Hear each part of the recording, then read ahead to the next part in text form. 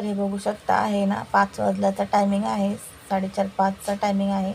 मी निघाले आहे इथं कामावरती, तयारी वगैरे केली होती आणि लाईटी वगैरे सगळ्या बंद करून सगळं चेक करून जावं लागतं, कारण घरात कोण नसतं. मग पाठीमागं ना काळजी लागते, गॅस वगैरे बघावा लागतो सारखा, लाईटी वगैरे.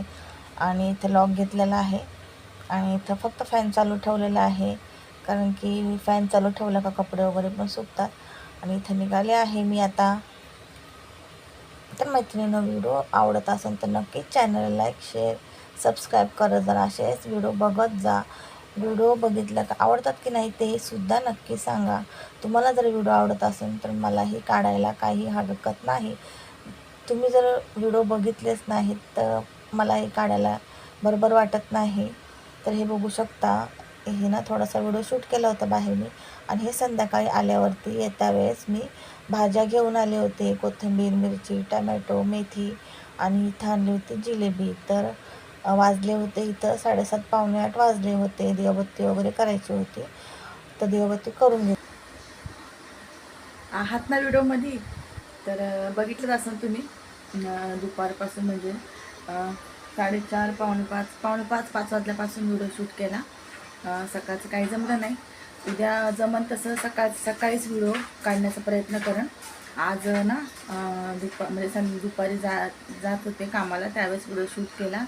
तर टायमिंग वगैरे सांगते तुम्हाला. 5 पावणे 5 झाले होते आणि निघले, कामावर जाऊन आले.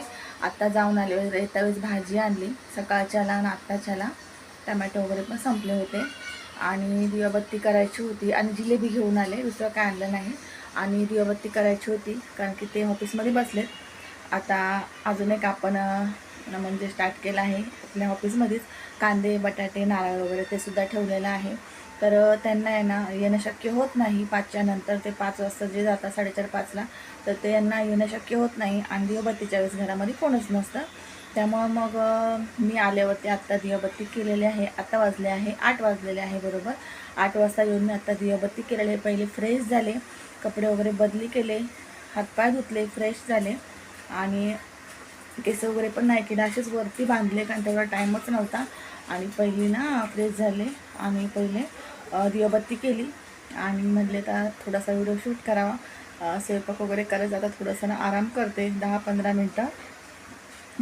मिनटं आराम करते आणि तिथून पुढं मग स्वयंपाक करते. तुम्हाला दाखवते पण मी, आज स्वयंपाक पण दाखवते. व्हिडिओ जमन तसा काढण्याचा प्रयत्न करते.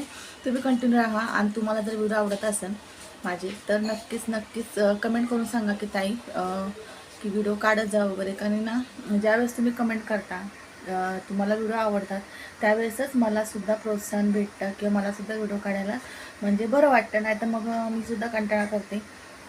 असं चला. तर हे बघू शकता, स्वयंपाक झाला आहे. इथे मेथीची भाजी केली आणि थोडीशी ना अख्खी मूगची भाजी केली, थोडीशी गूळ टाकून, थोडीशी रस्सावाली. आणि इथं अख्खी मूगची आमटी केली होती. तर कालवणाला ना तरी किंवा लाल नव्हतं झालं, कारण की काय झालं होतं, मी मसाला ना यावेळेस वाटता वेळेस टाकला होता, लाल मसाला तेलात नव्हता टाकला. त्याच्यामुळं तुम्ही म्हणता ताई असं का कलर म्हणून, आणि व्हिडिओमध्ये थोडंसं अजून व्हाईट दिसते. इथे यशला जेवण वाढलं होतं आणि त्याला जेवण वाढल्याच्या नंतर मी मेथीच्या भाजीमध्ये शेंगदाण्याचा कूट टाकला. शेंगदाण्याचा कूट टाकलं पण मेथीची भाजी खूप छान लागते. आणि हा होता आजचा छोटासा ब्लॉग.